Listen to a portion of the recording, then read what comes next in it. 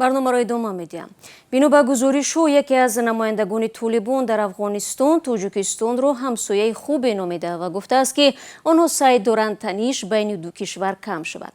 تلویزیون طولو از قول روح‌الله عمری، یک عضو کمیسیای فرهنگی طالبان، عین زمان گفته است آنها اجازه نمیدهند که کسی به امور افغانستان مداخله کند.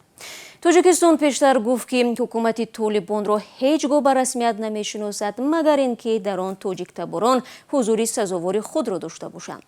قبل از برنامه صحبت داشتیم با مصطفی سرور، همکارم از رادیو افغانستان آزاد، و از او درباره گزارش‌ها دایر به تلاش‌های طالبان جهت مذاکره با تاجیکستان پرسیدم.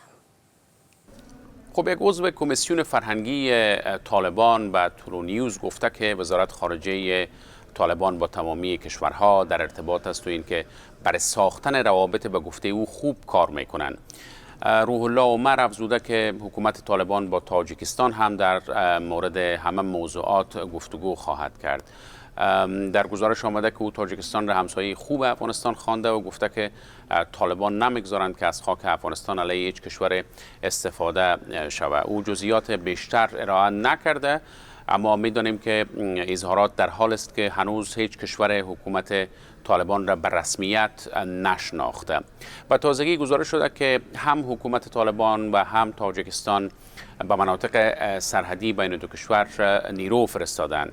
مولوی نثار احمد احمدی، معاون والی طالبان در بدخشان که هم سرحد تاجیکستان است، و تازگی به رادیو آزادی گفت که واحدهای نظامی به گفته او استشهادی را به نام لشکر منصوری در بدخشان تشکیل کردند.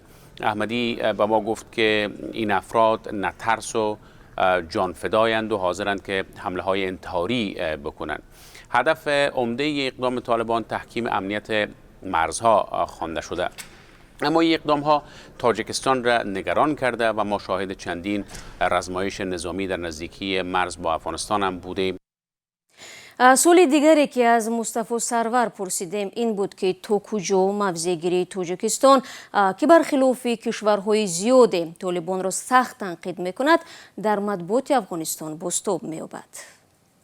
خب اگر کمی برگردیم به گذشته، چند هفته قبل طالبان کابینه سرپرستشان را اعلام کردند که 33 مرد در آن حضور دارند. تمامی اعضایش عمدتاً از رهبران طالبان و اعضای طالبانند. برخی از کشورهای منطقه به اقدام طالبان واکنش نشان دادند، از جمله امام علی رحمان رئیس جمهوری تاجیکستان خواستار ایجاد حکومت فراگیر و همشمول در افغانستان شد که تمامی اقوام، اقلیت‌های مذهبی و زنان در او اشتراک داشته باشند. این اظهارات عکس‌العمل‌های طالبان را به دنبال داشت و در مجموع این بگومگوها در برخی از رسانه‌های افغانستان بازتاب یافت.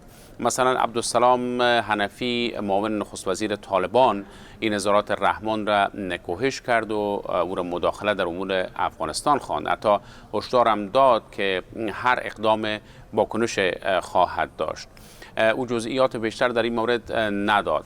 حال دیده شود که اقدام بعدی چه خواهد بود. طالبان وعده دادند که از خاک افغانستان علیه هیچ کشور استفاده نخواهد شد، اما حضور برخی از گروه‌های تندرو افراطی مثل جنگجویان وابسته به انصارالله که گفته میشه در بخش‌های از بدخشان حضور دارند و همچنان جنگجویان وابسته به داعش نگرانی ایجاد کرده.